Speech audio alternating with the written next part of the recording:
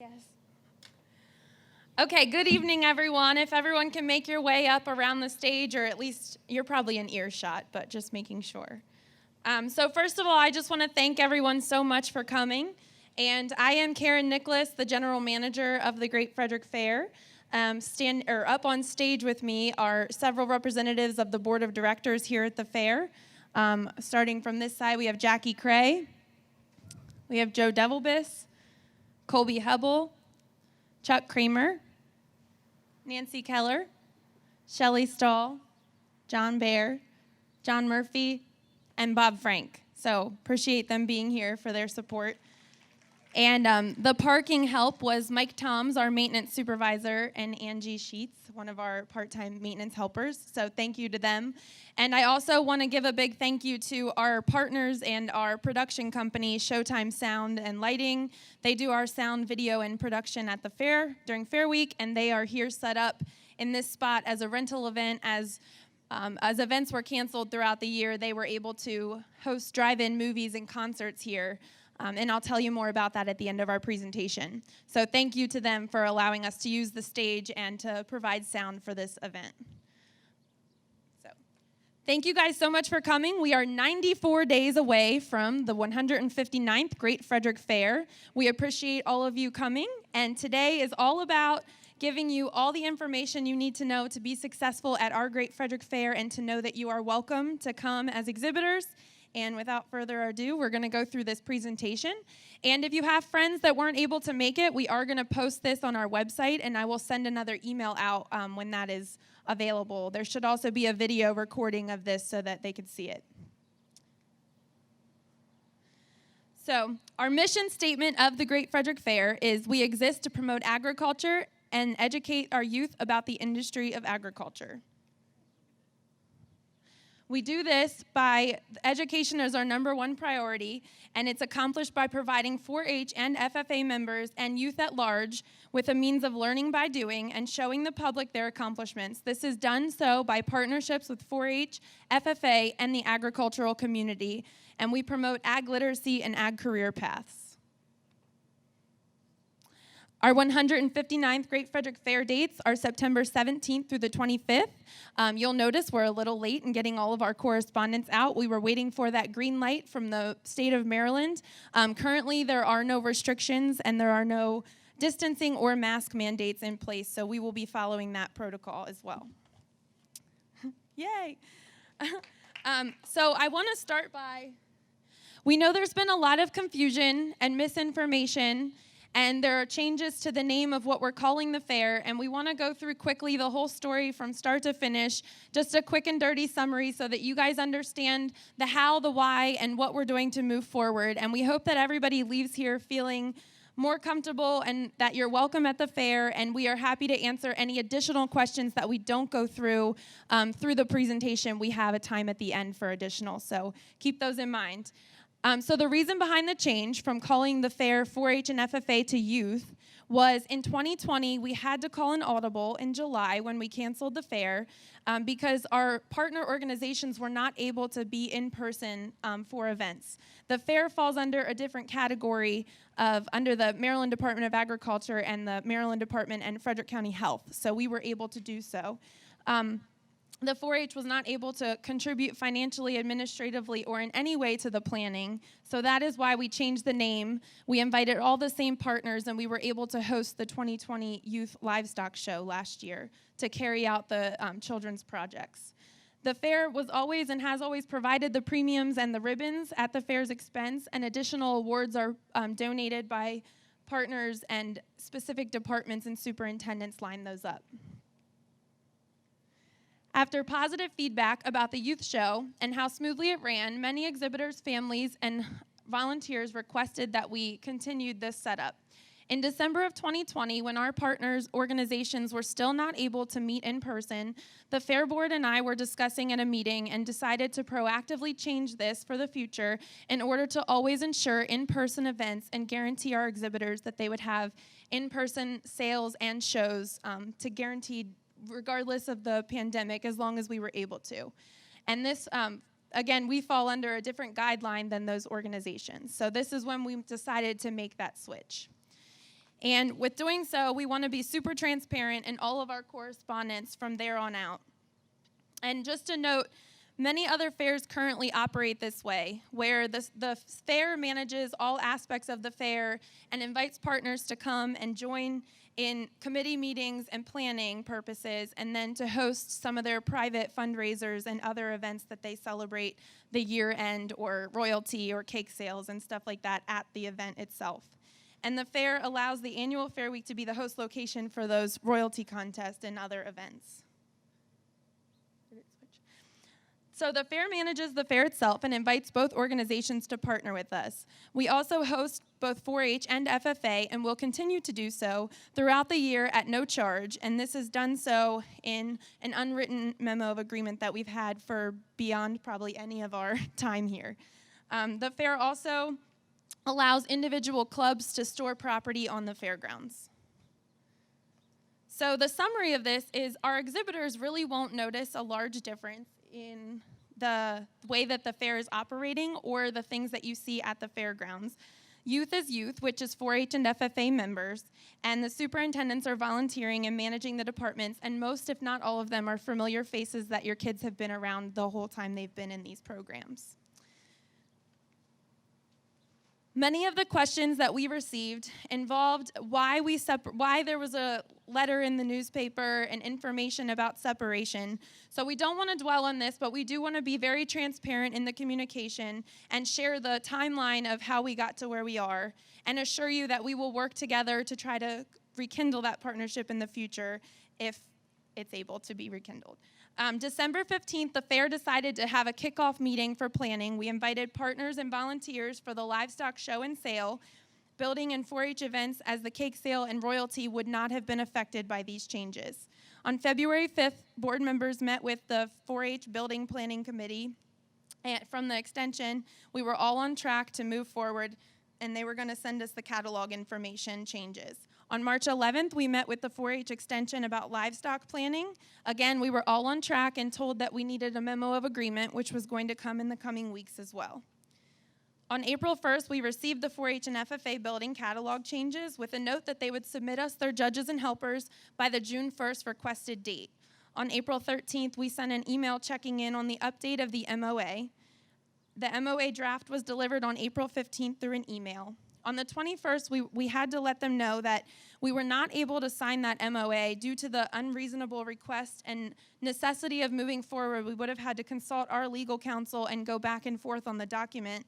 And given the fact that we were very little over 100 days until the fair started, we just didn't have time to go through that motion. So we had suggested that we revisit that. April 26th through May 5th, we made additional attempts to reach University of Maryland Extension regional and state leadership in order to try to come up with an agreement that we could all come to terms with. Did I skip a slide? Oops, sorry. On May 5th, we finally received correspondence back from the University of Maryland, Dr. Dean Bayrudy, Dr. Hansen, and Dr. Fields at 10 a.m. for an invite at 4. We reworked our schedules to go to that.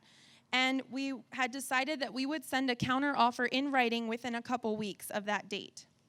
On May 11th, my board and I checked in and let them know that we would be letting them have our standard operating procedures draft that we were almost done by May 21st. The 4-H almost demanded that we give it to them by the 14th, and we re-emphasized that we needed until the 21st to go through all the proper channels in order to get that completed. Forgot to click. On May 18th, the Fair Livestock Committee met in hopes that we would get that document out earlier than promised, and I had a drafted email ready to hit send with our standard operating procedures and our proposal to the 4-H Extension Office in Frederick County by 4 p.m. that day. Unfortunately, we received their separation agreement at 2:45, notifying us that 4-H had chose to separate for this year, and a letter stating that the fair was no longer allowed to use the 4-H logo or 4-H in an official capacity. Unfortunately, our correspondence almost crossed paths, but because of their decision, we never had a chance for them to even review the standard operating procedures that we had ready to send them that day. The same day, 4-H sent a news press release to the News Post, and we got out in front of it to try to answer all the questions to avoid the confusion and the misinformation that was going to be confusing our exhibitors in Frederick County. So with that being said, that is the long and short of it, and we are sorry that it happened that way, but with the time is of the essence, we really have to move forward with planning to guarantee that we can provide all of the programming that all of our youth in Frederick County are used to. So we hope that that at least answers some of the questions from the 4-H. I don't know, maybe. I keep forgetting. On June 9th at 12:08, we did send a notification, so I know this is, thank you. Just that button to go forward. Yeah, thank you. Sorry, I keep forgetting to click it. On June 9th at 12:08, the fair notified the 4-H County Extension Office that they had to remove their property from the fairgrounds. Listed in their drafted MOA, there was several items listed, the large and the small animal scale, as well as the buildings that are on site. Due to the fact that the fair was not authorized to use these any longer, they created a hindrance to our normal operating procedures as we saw fit to provide all of the youth educational opportunities and programming that we needed. In that email, we also stated that the fair is open to receive requests from individual county 4-H clubs that wish to continue storing their club items on the fairgrounds. And this corresponds with a couple questions we got on our Google form that we sent out ahead of time. So if you are a club leader, or you know a club leader, or you're part of a club, the fair is 100% open to receiving requests to keep your property stored on this fairgrounds. The reason for the large items needing to be moved was because in order for us to adequately provide the programming that we have to do, we need to have the ability to use scales that are on our property and to use buildings for offices. So as emphasized, we continue to host 4-H clubs and 4-H events on site as approved and scheduled through the administration office, which is again part of our unwritten agreement. We've been partners for all these years. And the fair does remain hopeful that the partnership can be revived in the future. So just to summarize, we are committed to the Frederick County Youth Exhibitors. We have amazing volunteers who have stepped up to the plate and serve as superintendents in both the livestock and building departments, and we've created a sale committee. All clubs are welcome and invited to request property and item storage directly to the fair. There's a website email info@thegreatfrederickfair.com, or use of the fairgrounds at mlow@thegreatfrederickfair. We encourage everyone to spread this word, and if you have any questions, you can also email us at info@thegreatfrederickfair. Additional summary points of questions was eligibility for showing in 2021. These determinations had been already established before the decision to separate. So youth exhibitors must be members in good standing in 4-H and/or FFA in Frederick County. This is going to be a self-certification process this year and will be reevaluated for 2022, so there may be changes in the future. Moving forward with planning, we are planning the livestock show, the livestock sale, the youth exhibit building. We are going to do fair royalty and a cakes and baked goods sale. And we are also providing new scholarship opportunities, which we will have more information on. The 2021 premium listing, the catalog, the schedule, the rules and regulations will all be available on our website, gffair.com/youth show. And usually we have all those completed by June 15th. We appreciate your patience and understanding that that's delayed a little bit, and we will have it up by July 1st. And that's also when entries will be available on our ShowWorks online entry system. And we will send an email and make sure that's posted on our social media and on our website, very visible for you. The schedule of events and the arrival release schedule will also be posted on our website when those are completed in the next few weeks. And there are some changes to the schedule to accommodate the livestock sale on the second Saturday. So those will all be pointed out as well. And then online entries, July 1st. So a few things we want to highlight specifically to the sale, which seems to be the most questions coming in, is the fair's goal is to reduce the commissions charged to the exhibitors. Our sale rules are posted on our website at that youth show site. And also our rule number 14 says a commission of 4% may be charged. We're working very hard with our sponsors and partners to reduce the amount of commission charged to our youth exhibitors for participating in that sale. The sale rules and eligibility, again, they're all on our website, and the eligibility at this point is to be a member of 4-H and/or FFA in Frederick County, which will be self-certified for this year. And we emphasize that you must have attended the 4-H weigh-ins to be tagged. That's for the proof of ownership. And then processing was a question. There are a number of animals that do have to go home before before the exhibitor takes them to the processor. But we have all that information we will give out. And keep in mind, we are updating our website. I'm hoping that our new website launches tonight.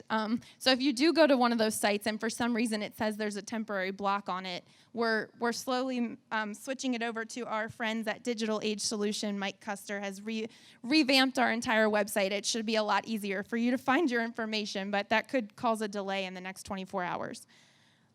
This is a warning because I just said that you had to be tagged at the weigh-in, which those are in the past, and I know there was a lot of confusion regards to that and whether you had to do that if you were participating in the fair's sale. If you did not attend the 4-H weigh-in to get an ear tag, then you need to see Nancy Keller, here in the red shirt, following this meeting. If you know other people that are in the same boat, we need you to notify the fair office and/or directly your superintendents by June 25th. This is very important for proof of ownership dates, so please help us spread the word on that. The youth livestock sale is scheduled for Saturday, September 25th. It will be at the Southside Tire and Auto Beef Ring, which is Building 18. We are doing rabbits and turkeys at 10 a.m. and then at 1 p.m. the beef, sheep, swine, and goats. And we are very lucky to have Josh Ruby with Wolf Auctions has volunteered to do as an in-kind sponsorship to run the entire livestock auction at no charge to the fair or to our exhibitors. So I know he's out there somewhere. We can thank him for that. So the next portion of this is we had sent out a Google Form survey, which hopefully everyone got. And while I'm talking about that, if you did not get the emails that I keep referring to, please send an email to info or entries at thegreatfrederickfair.com or come see one of us after this meeting so we can add you to the list. If you know other people that aren't getting the emails, we just didn't have a good way to get to new exhibitors that are up and coming. We only had the past exhibitors that were in our database. So we're not trying to leave anybody out, but we need you to help us get the word out. So the eligibility questions. If 4-H is not participating, are 4-H tags still required? And I know some of this is repeating, but because they came up so many times, we're keeping them in the program. So the fair is using the 4-H and FFA tag as proof of ownership for market animals for 2021. So that's the answer. And again, we can't stress this enough, that if you did not get those weigh-ins, or go to the weigh-in and get those tags, you need to see Nancy Keller after this meeting or contact our superintendents. Why is the fair doing this? Why are the reasons? Is the fair being greedy, and is it about money? These are questions directly from this form. There are many reasons for making this switch. The fair will incur additional expenses by taking full ownership and management completely of all aspects of the livestock show, sale, and building exhibits. Some of the costs we had for judges before, the fair would contribute a percentage to, but not pay the full amount, just for an example. Why are we doing this? The communication has always been a challenge when we're relying on partner organizations to make crucial changes and information updates for the fair itself. And this way, all of our volunteers and superintendents are able to communicate directly with the fair office, staff, and board, submit budget requests, ribbon needs, and class changes directly to the fair office versus going through a third-party organization.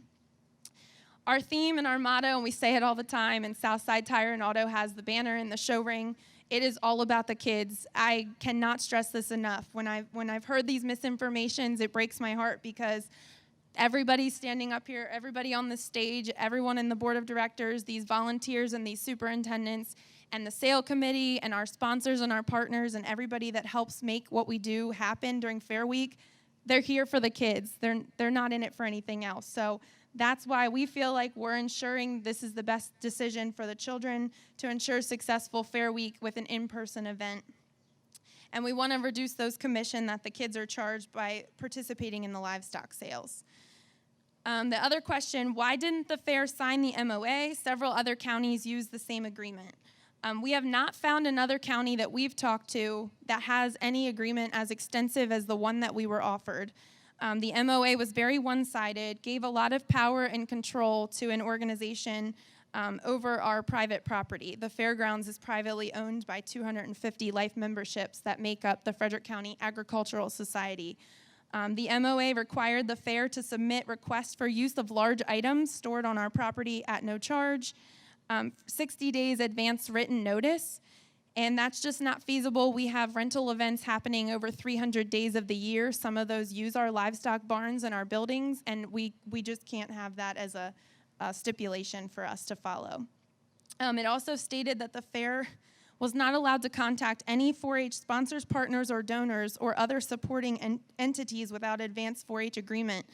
Many of our fair sponsors and partners are also, and should be, because we encourage that, are also partners and sponsors and donors to the 4-H program directly. So that was something we could not agree to terms with.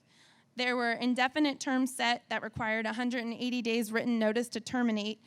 We are 94 days away from the fair, but if we're relying that heavily on a partner organization to provide programming, 180 days isn't, this is rushing it this close to the fair, but 180 days is really not feasible either.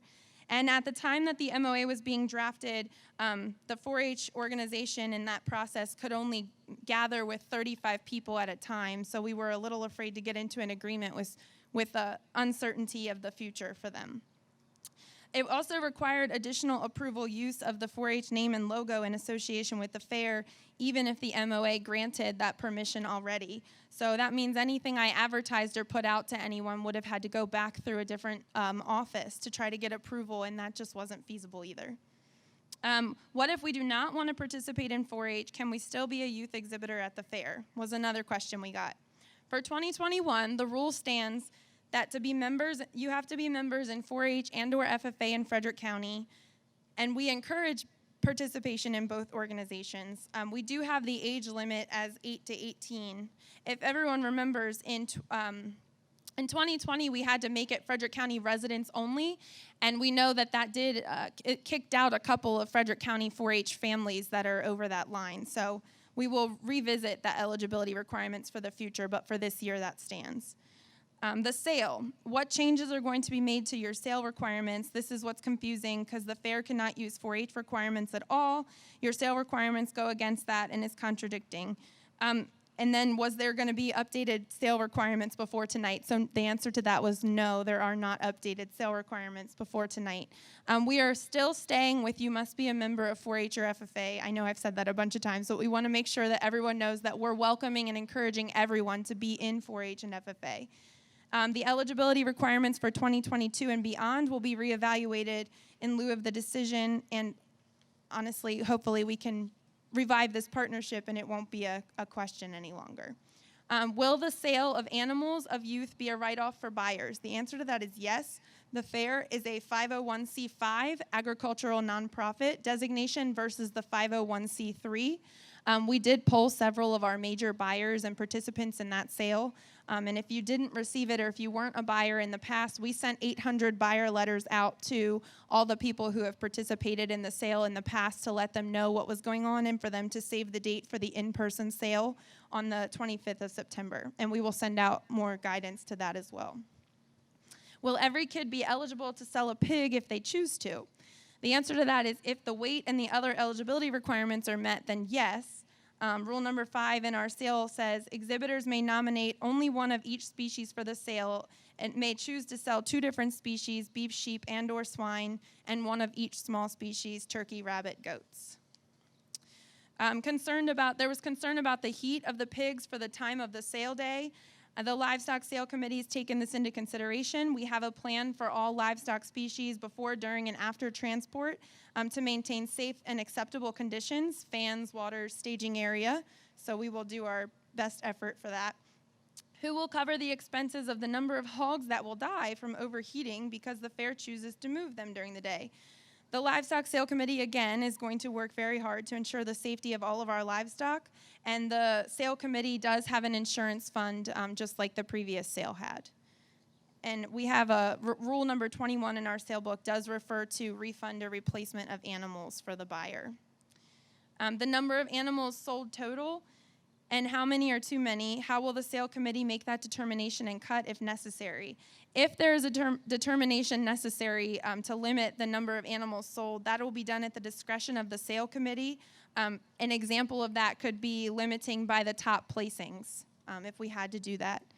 The next slide is the livestock sale weight requirements. That's one change we had at the sale. We're not doing rate of gain this year, but there are minimum and maximum weights listed. The reason for not doing the rate of gain was not being able to get the information from the 4-H Extension office for your initial weights. And so that's why we did away with that for this year. That'll be reevaluated and revisited for next year. The number of processing slots secured and the dates. We have enough slots secured for our sale, we can assure you that. And over 70% are booked the first Monday, Tuesday, and Wednesday after the fair. So some will have to take them home for about 1.5 weeks after the fair, but we do have spots secured at all of our local processing plants. The 4-H office said we can't show an animal at the fair if we intend to sell at the virtual 4-H auction on Thursday, September 23rd. This is not a fair rule. So you can participate in both as far as we're concerned. Our rule is that we do not want you, I'm hoping I make this clear, but we don't want you to bring an animal that you already have registered in another sale. The reason for that is if you bring a market animal here, if it wins champion, if it's eligible for the sale, it can't leave here and go to the sale on Thursday evening. So if you have an animal registered in that sale, just don't bring that one to the fair to show. That's the rule. Is that a good way to, okay. Will the youth sheep and goat exhibitors be able to have their annual sheep over in the youth sheep barn? We talked to our superintendents, and the answer to that is yes. They will coordinate and select the date, and all of those exhibitors will be notified. There was a schedule question, again, about the concern of the swine schedule and the hogs being on the grounds.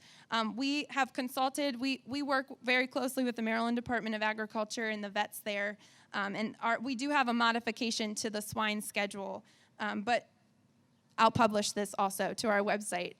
Anyway, the breeding animals, they leave after the show on Sunday, and the youth market stay through the non-sale animals will be released Thursday, but the rest of them stay till the sale. Pen assignments, how will pens be assigned? So the superintendents will still assign pen spaces, and different departments may do this differently, but there's really no reason why we can't group by clubs or group by alike 4-H clubs or groups if that's what we want to do. So the youth superintendents will be working on those assignments. Will the youth and the open have different judges? Superintendents and the fair work together to secure judges. Some are the same, some are different. One of our swine changes is they're running the swine breeding show. Breeding, right? Yeah. The swine breeding shows are being run in conjunction with each other, the youth and the open. So we always seek certified judges with respectable reputations, and we promise to continue to deliver on that. Will the 4-H FFA even notice a difference? It sounds like the fair is committed to the youth and proactively working for the benefit of our kids and made great efforts to continue the partnership. Yes, that is true. The youth should not really notice a difference. Like I said, if the fair itself is not allowed to use that logo, the difference is you won't see us posting that logo. I don't say whether you can wear a shirt that has that logo on it or not, but that is the fair will not be able to have signage that has that logo. We are working on a really cool youth livestock and an exhibit building logo that can be ours and we can all be proud of. So that'll be coming soon. And youth superintendents stepped up this year and hosted educational workshops when they weren't able to be hosted in a different direction. And that was providing educational opportunities for our youth. And this may continue in the future. And all of those will be notified by email, and also we will have it on our website. Do we have to take bedding with us, or will there be a manure dumpster?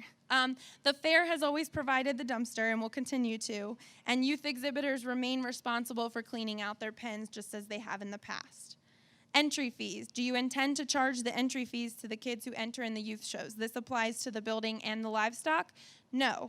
The fair has always and will always remain committed to the youth in Frederick County, and we will not charge entries for your youth entries. But just as in the past, we are charging for open class, so if you register in those, you'll pay those respective dues. Oh, and I skipped a slide. The building entries. We are also, we had some questions on confusion of this. So the building, we're planning to do a full building as you normally are used to. We are working through, since May 18th when we learned that the change was happening, we've already have most of the departments covered by superintendents who are willing to volunteer and continue to run those departments. And we are also asking, one thing that we want to emphasize is if you are entering in the building, that if you're going to bring a cake and you plan to bring one cake, enter the one cake that you think you're going to make. If you just change the type of your cake, we can change that the day of entries. So if you can do us a favor and help us eliminate all these entries that we have to delete the day of that don't show up, that does help us a lot logistically in the data entry portion. So if that doesn't make sense, see me after. The entry passes, how will exhibitors receive entry passes? We will have designated hours set at the office for youth exhibitor pass pickups as we've done in the past. And there's no changes from 2019. So non-youth livestock families and farms receive the 2 exhibitors pass with parking. Youth exhibitors receive the wristband with the 2 passes with parking. And then you can purchase up to 4 additional passes with parking for each exhibitor. The number of passes allotted are the same regardless of the number of entries. All of this is just taken out of our catalog, premium, and rule book from years past. Will this meeting be recorded? There was no plan as of this morning, but Showtime Sound is recording it, so I will be able to post this entire meeting to our website later, and I will let everyone know when that's available. Camper spots were asked a lot. Will participants with camper spots in 2019 be receiving spots in 2021? As long as the participant is still considered eligible for the camper spot, then the answer to that is yes. Camper agreements will be sent out late June, early July. And if you want to be considered or put on the waiting list, if you've already been on the waiting list, you remain on the waiting list. That was always done through the Fair Administration Office, so we have that. If not, you can go to our website and request a camper spot, and you'll be added to our waiting list. The youth exhibitor dance. Yes, our superintendents are committed to providing a dance that'll happen Thursday, September 23rd from 7:30 to 9:30 in the Southside Tire and Auto Beef Show Ring. Barn decorations. I'm glad everyone asked these questions because I know that they'll come up again. Yes, the fair and the youth superintendents are holding barn decorating contests, and there will be awards for those.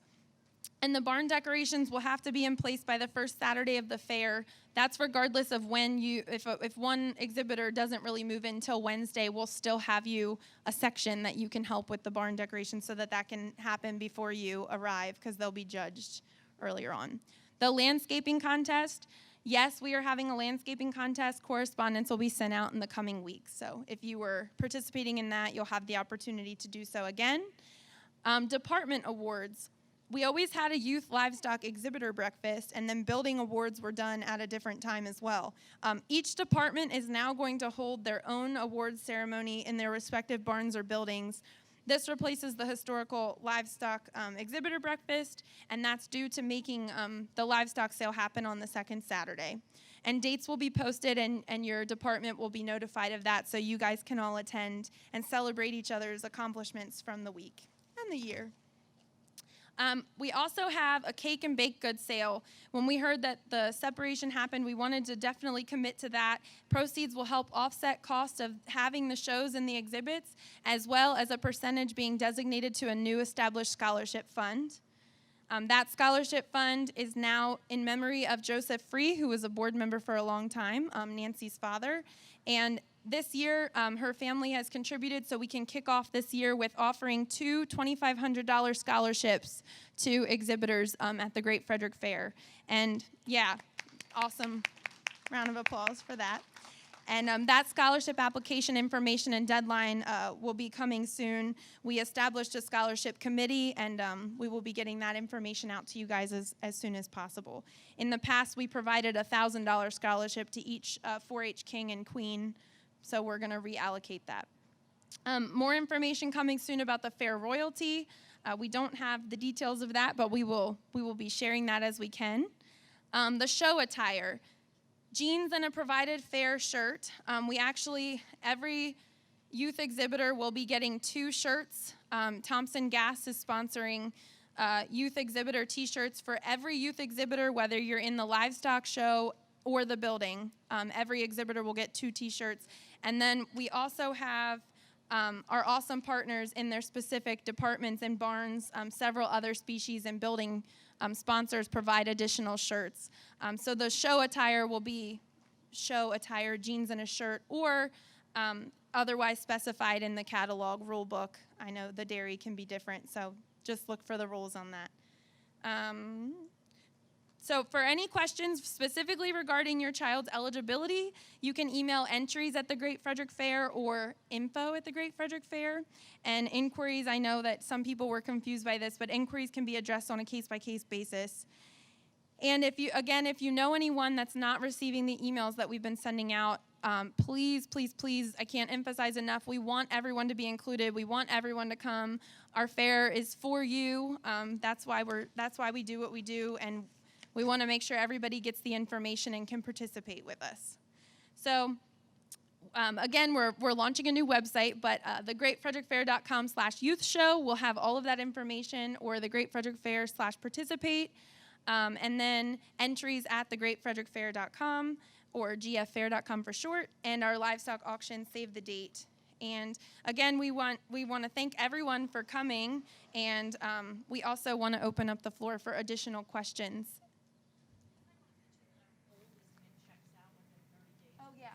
Thank you. Colby just reminded me, so one of the other goals of the board for taking over that livestock sale is to get our exhibitors their checks from the sale within 30 days of the closing of the sale. So that's another goal that we plan to accomplish this year. And then with that being said, we're going to open it up for some questions, and then I'll wrap it up when we're done. So if you have any other questions, can you raise your hand, and Colby can come around with the mic so we can hear them? I'm not seeing any hands. Oh, okay, good. Don't be shy.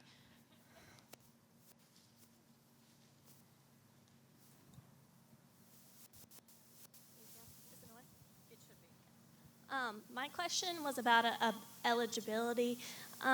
Is it like 4-H age, whereas however old I am as of January 1st of this year, or is it by showtime? It's by January 1st of the year, yes. So the question, if everyone heard that, was the age of the exhibitor, and it's 8 to 18. I think FFA can be a little bit older. Is it till 21? Oh, the fair kept it at 18, sorry. 8 to 18, and that's your age as of January 1st. Good question. Anyone else have questions? Wow. Awesome. Okay, well, thank you, guys. If you think of questions that you have, you can come up to us after the meeting. Several of our superintendents are here. Several of our sale committee members are here. Before we conclude and dismiss you, I would like to share that on this stage on July 4th, there's also a lot of other concerts between now and then, but on July 4th, they're having the party in the parking lot here. WFRE is bringing Craig Campbell to the Showtime at the Drive-In stage. So if you didn't know that, now you know that. Craig Campbell will be up here where I'm standing, probably more entertaining, on July 4th, and then there will be fireworks at the conclusion of that.